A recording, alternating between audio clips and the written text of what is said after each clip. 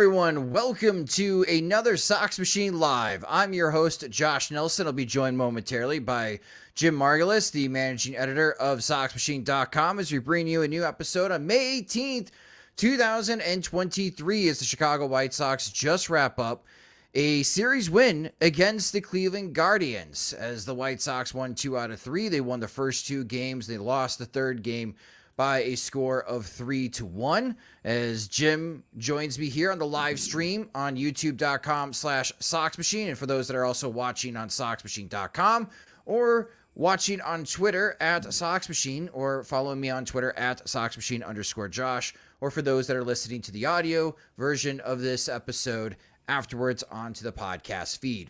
And I think in this particular series, Jim, for the Chicago White Sox, winning 2 out of 3 against the Cleveland Guardians is a good result. Sure, they could have swept, maybe should have swept, with Dylan Cease on the mound in Game 3 and Cleveland's offense not being very good. But I think what we saw in this series, especially in the first 2 games, might be a path for this team to bounce back. And it is very simple. Ball go far, team go far. Because what we saw in games 1 and 2 was a pretty dynamic White Sox offense that scored 8 and 7 runs against a very good Cleveland pitching staff, Jim. Yeah, I think making the most out of Jake Burger and Gavin Sheets, striking that balance between finding guys who are, can play some defense somewhere for a day or 2 at a time, and guys who are a threat to put the... Let me try again here. Let's try this again. We could hear you. There you go. All right, so there you go. Like, now is it picking up my right microphone? Sorry about that. No. It's just popped on and it picked the wrong mic. It always does. So when it comes to this mix, I really think it is a matter of like finding how to maximize Gavin Sheets and Jake Burger and Yoan Moncada and Eloy Jimenez, and trying to find out which one's hot, which one's functional, which one can play what position on a given day, and going from there. That makes it very hard. It's like it's kind of like playing the lottery every single day. Am I finding the hot bat who won't screw up a key play at a key time, give up an extra base that's not necessary for a pitcher who sorely needs to strand every runner possible? That's the what the White Sox roster construction is forcing upon Pedro Grifol and his coaching staff, is mixing and matching in weird ways because every player is not really suited to play his position for more than a game or 2 at a time. That's what makes it really fascinating. Like Yoan Moncada getting the day off on for the day game made a little bit sense with a lefty on the mound, but also he should be playing every day. But also Jake Burger needs to get in third base. So yeah, it will be a real balancing test for a first-time manager who is also hovering around a dozen games under 500. So all of these games count. So normally at this time of the year, like the second month of the season, there'd still be some trial and error, especially if there's injuries early on. You'd still have some ways to test something out, see if it works. If it doesn't work, people will forget this game by July. In this case, no, every game, every winnable game right now is more important than it should be because of the hole they dug themselves in April. Yeah, Gavin Sheets had 2 home runs in this series in the 2 wins. Those were the only hits that he had in the series as he helped drive in 4 RBIs with those home runs. Jake Burger had a big series for the White Sox. He ended up going 6 for 12 in this series with 2 more home runs. Jake Burger's got 10 home runs this year, Jim. 9 of the 10 home runs have been at home. Jake Burger almost has a 1,300 OPS at Guarantee Rate Field. He's slugging .911. A .911 OPS at home is amazing. Slugging that is tremendous. And Luis Robert, he had 4 straight games with the home run as he ended up going 3 for 12 in this series. In Game 1 against the Guardians, the White Sox hit 3 homers. They won. Game 2, they hit 3 homers. They won. Game 3, they did not hit any home runs, and they lost. And I think what this invites into the conversation is that reinforcements could be coming in the power department soon, Jim.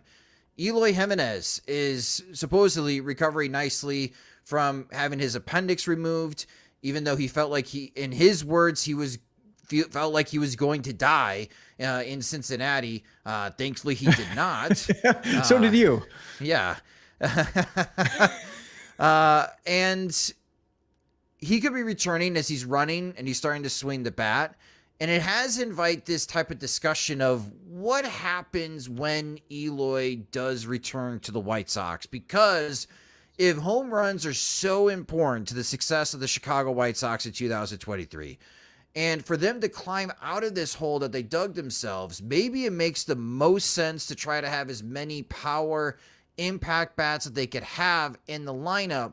But as you alluded to, Jake Burger only plays third base, but Yohan Moncada is taking the day off, and you only got one DH spot.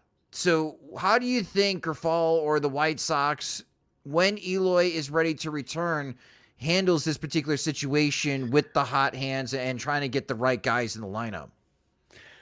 I can see their attitude being along the lines of, we'll cross that bridge when we get to it, because we've had this conversation before about Burger and Moncada, and then each one gets hurt to where they never overlap. And this is the first time they've actually shared a roster spot while being fully functional. I think this past week, like all season, they really have been ships passing in the night.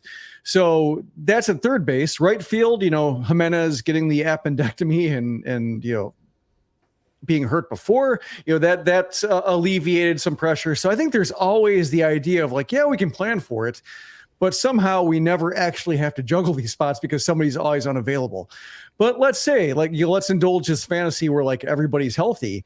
The most obvious pressure release, I think, would somehow, some way be if either, Moncada or Burger were capable of playing second, which I'm not sure they are. Moncada was a below average second baseman, probably worse now. Now that he's not getting regular reps at it. Burger really doesn't have a second baseman skill set. We joked about how, he was especially atrocious on pop-ups just because of the angles. He didn't understand the communication.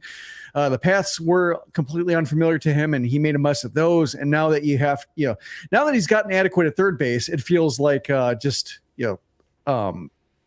he's shifting the goalposts on him to where he can never be a defender you like, because you're always pushing him to play positions that he shouldn't be playing. Just Vaughn in left field and Sheets in right field. And you're always doing this to everybody. So it's got to stop at some point. But I wonder if we're going to see Grandal indulge that. Right now, it's a case where just, with Jimenez out, you can always get guys at bats. When it comes to this scenario where, yes, you have Jimenez, you have Sheets, you have Burger, you have Moncada, you have Grandal, who you like. That's one time where I can see the second base being reopened, especially since the production they're getting out there right now is pretty bad. Hanser Alberto has been fine-ish for the season, but it seemed like he's on the verge of just being the Hanser Alberto everybody knows as a replacement level player, and the early power stretch is going to disappear, going to fade, and you're going to get the guy who bunts with a runner on second and one out against lefty because he just doesn't like swinging the bats if he doesn't have to. Are you surprised by the following comment that Jake Burger and Gavin Sheets have better slash lines in the season than Andrew Vaughn? Yes and no. I will say Vaughn is going to play every day. So I think with small samples, you can you can goose the numbers a little bit, especially for Sheets saying he never faces a tough lefty. Vaughn faces tough pitching from both sides. So I can see the small sample, but I think Burger's the more surprising one. We've seen competency from Sheets and really good at bats. We've seen with Burger, the power, the undeniable power, but we've also seen the really untenable strikeout to walk ratio that you think could, make him a 160 hitter who hits a homer, every 5 games, but does nothing else. So the fact that Burger's made an impact on a more reliable basis, I think is the surprising part. Vaughn's been fine. I think the one other maybe pressure valve the White Sox could have is if Vaughn gets the tired legs again or the back issue or is less than himself, then you can see Burger slide over to first or Sheets slide over to first. You can make that work somehow to get all those bats in there if Vaughn is less than his best. But again, if we're pretending that Vaughn is also healthy along with Moncada and Burger and Sheets and Jimenez, then second base really is the only area where people have theoretically played before and could play again, even if you're really risking weakening the infield defense, like, immensely, because you don't even have the shifts to be able to cover for a second baseman's deficiencies. I would like this hypothetical to become realistic, like a reality discussion for Pedro Grifol and the White Sox coaching staff, because that would mean, Jim, that this offense is continuing to hit home runs. And those home runs consistently have been coming from Luis Robert, Jake Berger, Gavin Sheets. Andrew Vaughn did hit a home run this series, but he just has 5 home runs so far. And he's on pace to hit 17, 18 home runs again in a season, which is not a whole lot. Lyle Overbay. My hope is that they continue to hit home runs, these 4 players. Eloy gets healthy and he's returning to the team, and it forces this coaching staff to make a difficult decision. And it's a difficult decision for all the right reasons. Now you got 4 hitters that, sure, they play roughly the same position, but they're all hitting. And as long as they're hitting, that is a much more enjoyable conversation than, here's 4 bad players. Which of the non-worst ones do you want to play at like second base? I have also suggested on Twitter that my hot take is you could just bench Andrew Benintendi and have Eloy Jimenez play in left field. They still want more power in the lineup because Benintendi's OPS is still below 700. I see where people are saying, well, the batting average is 278 and his on base percentage is 341. He's a contact hitter. He's a below league average hitter, is the reality of the situation right now. And he was better this series. We saw a couple of doubles, but man, if he doesn't have a home run by Memorial Day, Jim, I'm going to start sweating. Same thing with Tim Anderson as well, as Tim Anderson did not have a good game 3. But there's a lot of conversation that's going on thanks to Tom Hamilton, who is the Cleveland Guardians play-by-play guy. And from his perspective, I can understand where he thinks that Tim Anderson's not a very good shortstop, especially when he's comparing to what he has seen in Cleveland over the years. And he has seen Tim Anderson since Anderson has joined the White Sox. So I think he's a good judge of character from a Cleveland perspective because, man, Tim Anderson plays his worst baseball against the Cleveland Guardians. Yeah, and also, he's seen, Lindor. He's seen. Right. He goes back to like Omar Vizquel and such during his prime. So yeah, he knows shortstop play, or at least he has a high standard probably for regular everyday shortstops in Cleveland. Yeah, if you're comparing Anderson to prime Francisco Lindor, they're not even in the same galaxy. Lindor was phenomenal. Still one of the best shortstops in the game baseball past age 30 with the New York Mets. This topic here, I went on a rant about how the White Sox, I thought, were mishandling Yasmani Grandal, and they should put him on the 10-day IL. And then Grandal goes 6 for 11 in this series. And I could hear from 35th and Shields being like, ha! Proved you wrong. This is why we waited it out. And we did not send Yasmani Grandal to the injured list, Josh. You were wrong on this because look at the great week he had against the Guardians, going 6 for 11. Being in person for the first 2 games, he hit singles. He should have hit a couple of doubles because they rolled to the wall. He can't run, Jim. Yasmani Grandal cannot run. He can't sprint right now. So you have the slowest player in Major League Baseball hitting singles, which is great. 6 for 11 is awesome, but he can't run. What are we doing here? And can't run more than he normally can't run. Like, right. Normally say like, Yasmani can't run. Now we're saying he can't run. Like, he's physically unable to when he tries to, like when he exceeds his maximum exertion level. That's when he like signals to the dugout for a pinch runner because something happened.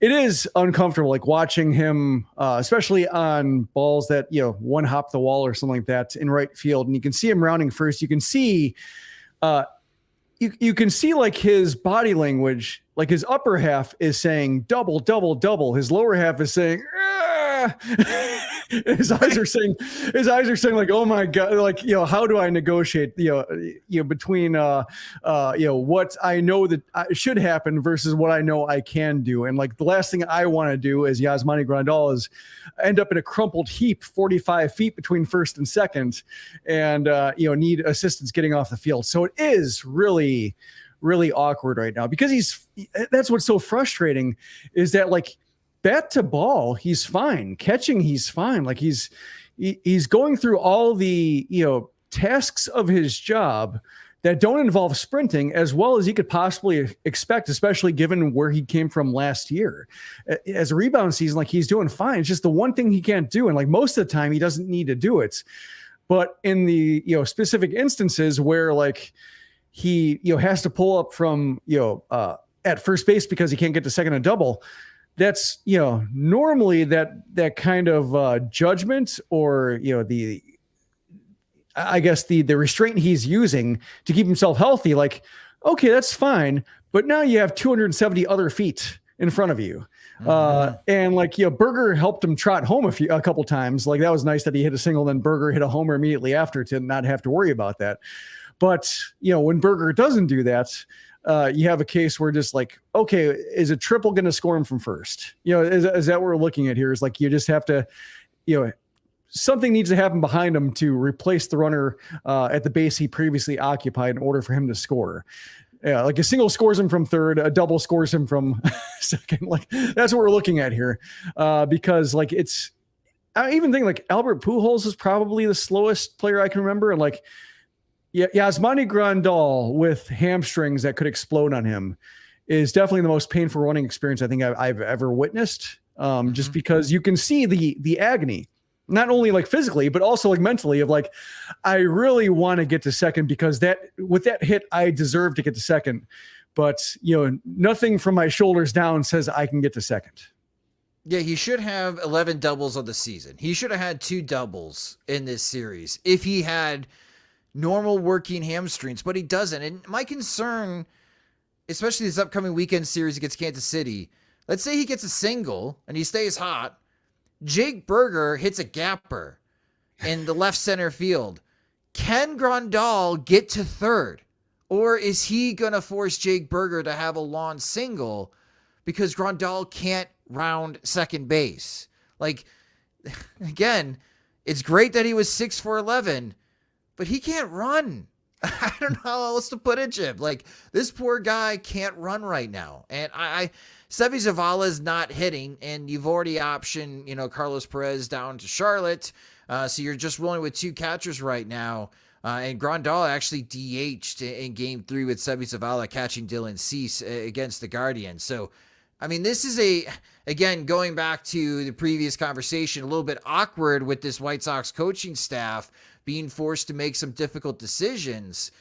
Here's another one. Like, how much longer do you go having Yasmani Grandal play in this form? Because the more that he does run and the more that he does hit singles, which is a positive thing, the more risk that he does pull the hamstring, and then he is for sure going on the injured list. Yeah, he's like an old car where like somebody has, figured out like, well, if I cut off half a pop bottle and put it next to the radiator, that'll stop the fluids from leaking. And I can just reuse the radiator fluid and put it back in. We'll be okay. And, it works okay until like, car hits a bump, the pop bottle gets loose, and all of a sudden, just everything's overheating and steam's emitting from the hood, and you're stuck on the side of the highway without a service exit anywhere nearby. That's kind of what we're looking at here with Grandal, but it's such a high leverage part of the season. Like, I keep coming back to like being a dozen games under 500. Like, everything feels so necessary. And if Grandal is hitting and Seby Zavala is absolutely not hitting, like Zavala isn't like even like a 250 OBP. Like, if you're doing like, what do you expect from Seby Zavala? Like, in OBP, it starts with like 2.5 or 2.6 and the occasional homer and a 150 ISO and good defense. Like, you can say like, yeah, we'll roll with that every day.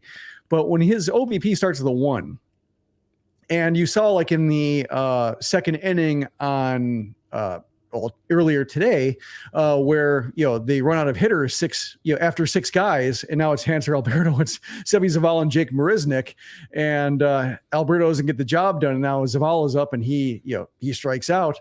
It's like, that's kind of what we're looking at here with just, how abruptly this lineup ends, especially when it turns over to a top of the order, as we mentioned with Tim Anderson, who's up and down based on how his own legs are doing. So that's why it feels like I understand where the White Sox are coming from, in the sense that Grandal, like, given the way he's hitting and given the way he's like functionally catching very well for expectations for a 34-year-old catcher, like, you want to play him every day. It's just, man, it's there. If you feel like if you put him on the 10-day IL and the White Sox go 2-8 over those 10 days and Zavala does nothing and you really could have used Grandal, I think that's what they're really fearing here. And that's what this hole has created for them, is just the idea that, like, if they lose or if they put a player out of reach for a time, and then like after they put them on the shelf, like, they could really use them the next 3 days.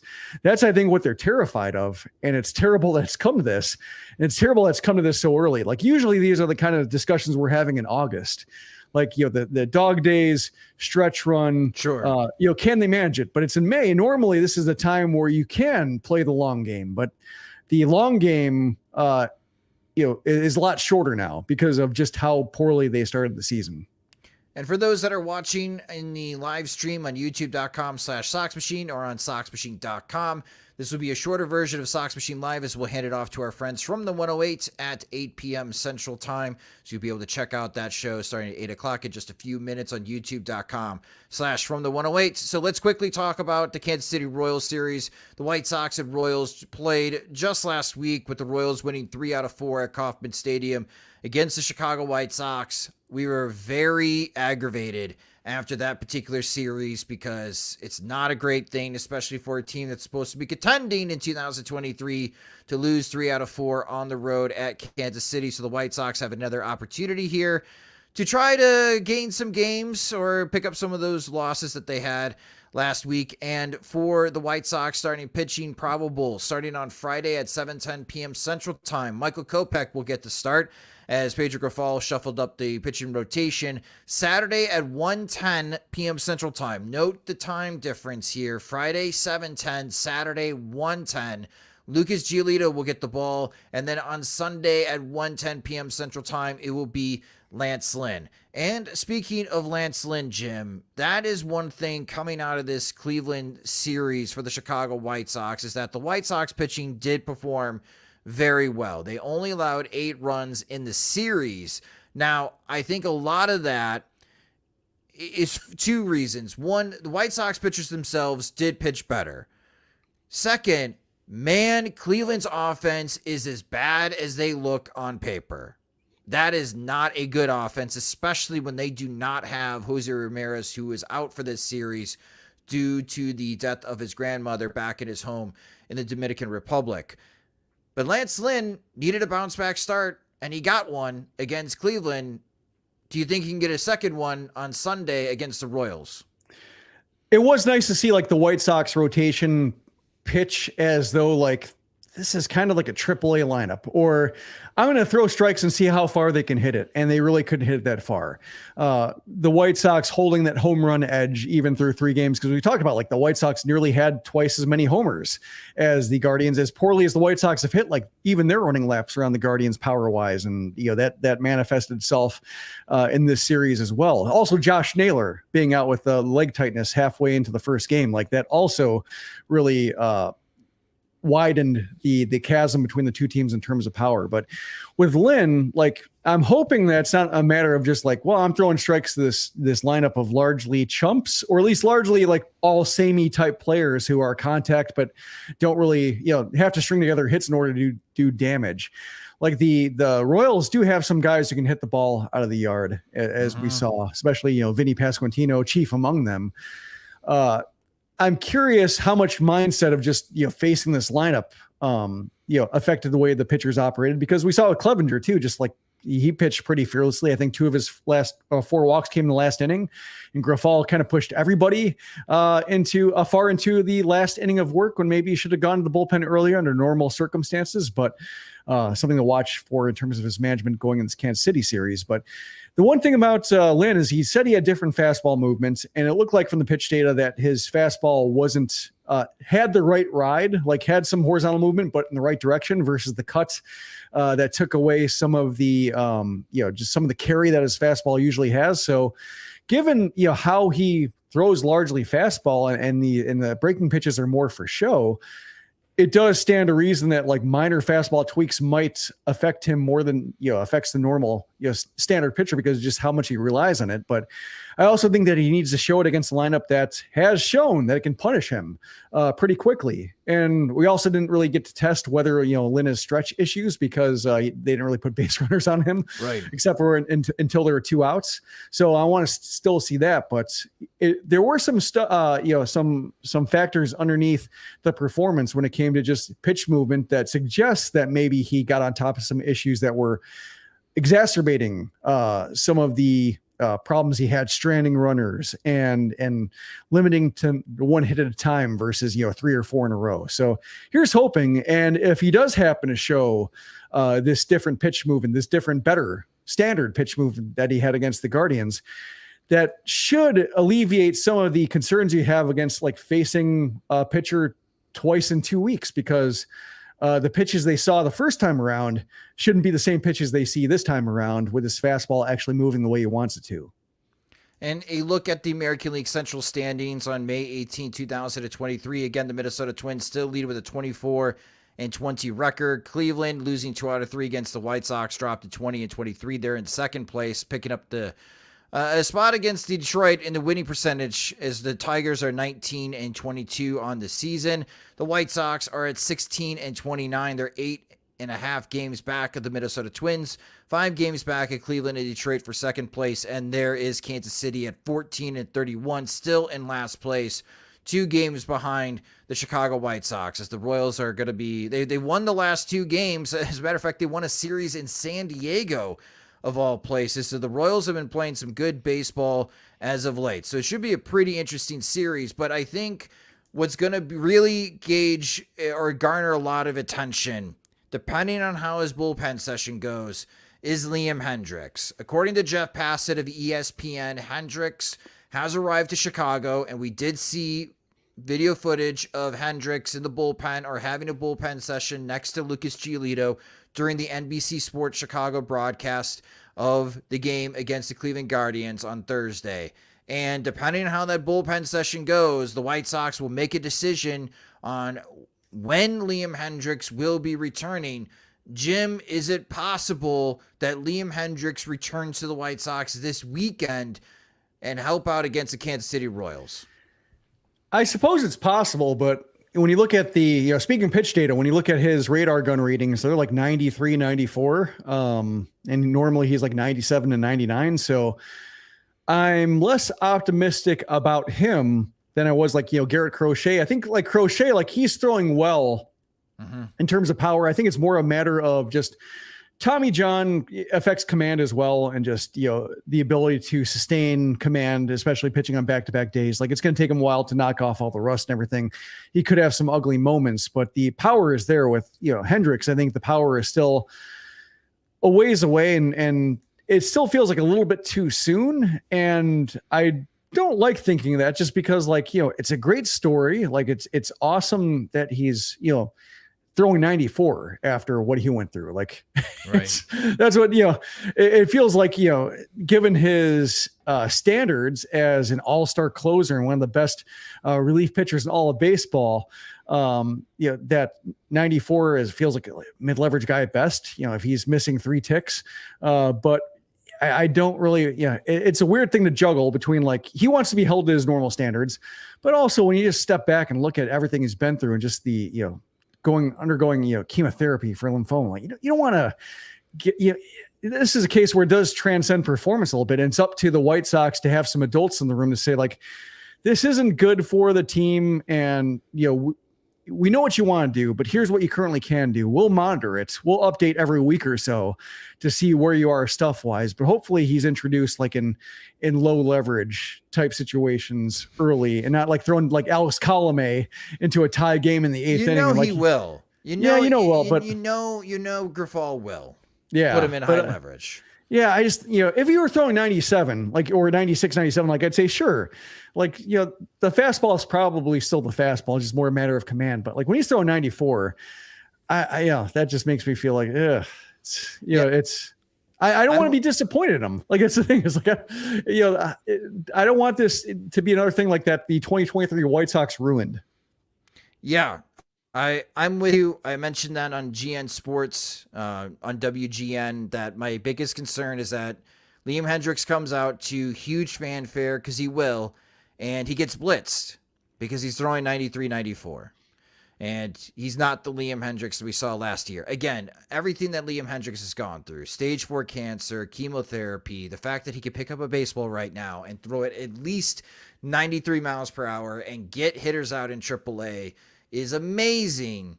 But let's see on how this bullpen session goes, and hopefully this isn't one of those situations that the White Sox are mishandling an injury or rehab situation to get a player back that can be critical to them and try to help them get out of this hole that they have dug themselves. But at the same time, we're all hopeful that Liam is back to 100%. And it may be a case that he's just not being challenged in AAA, Jim, and he's not going to get that challenge until he's pitching on a major league mound.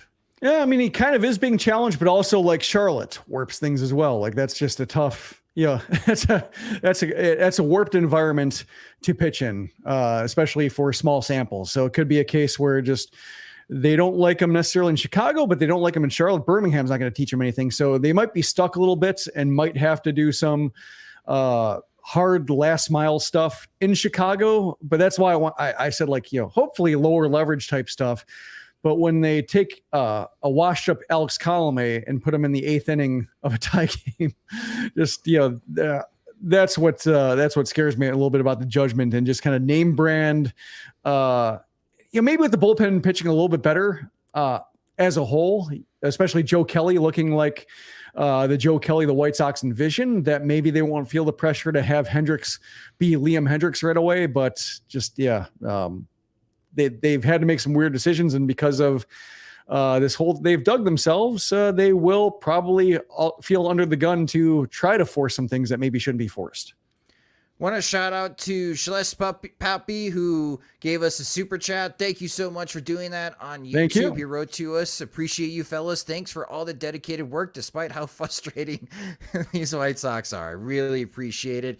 And for those that are watching the live stream, we're going to bump it over to our friends from the 108 as they'll get started here with their show. You could watch at youtube.com/from the 108. But for us here on Sox Machine Live, that will do it for this episode. Thank you guys so much for watching and listening. If you just discovered us, you could follow us on Twitter. We're at Sox Machine. You can follow me on Twitter at SoxMachine_Josh. Please subscribe to our YouTube channel at youtube.com/SoxMachine. And if you don't get a chance to watch the live streams, we also upload the audio versions of each episode into our podcast feed, which you can subscribe on Spotify, Apple Podcasts, or wherever you listen to podcasts. If you enjoy our work and want more, you can get more by becoming a Patreon supporter at patreon.com/SoxMachine, where our Patreon supporters get exclusive content, ad-free versions of both the podcast and website, and our new Sox Machine swag in the Sox Machine store. Monthly plans start at $2, or you can save with an annual subscription. Again, sign up at patreon.com/SoxMachine. The Sox Machine podcast is part of the Blue Wire Podcast Network, and your home for all things Chicago White Sox baseball on SoxMachine.com. Alongside Jim Margalus, I'm Josh Nelson. Thanks for watching and listening.